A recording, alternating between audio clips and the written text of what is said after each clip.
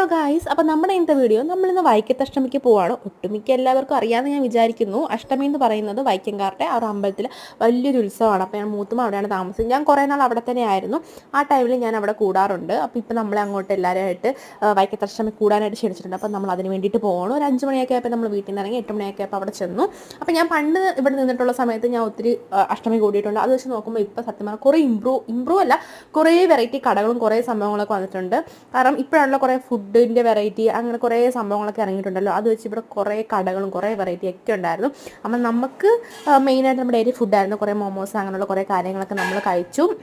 പിന്നെ പിള്ളേർക്ക് അവരുടെ ഏരിയ മെയിൻ കളിക്കുന്ന കുറേ സംഭവങ്ങളാണ്. പിന്നെ ബീച്ചിൻ്റെ ഉള്ളിൽ ഇങ്ങനെ കുറേ സെറ്റപ്പൊക്കെ ഉണ്ടായിരുന്നു. പിന്നെ നമ്മൾ അവിടെയൊക്കെ പോയി അതൊക്കെ കണ്ട് പിന്നെ ഈ ഫാമിലി ഗെയിമിൽ പങ്കെടുത്തു. നമുക്ക് ഹോർലിക്സും എക്സോ ഡിഷ് വാഷൊക്കെ കിട്ടി. പക്ഷേ ഞാനല്ല കളിച്ച് ജയിച്ചത്, ചേട്ടനാണ്.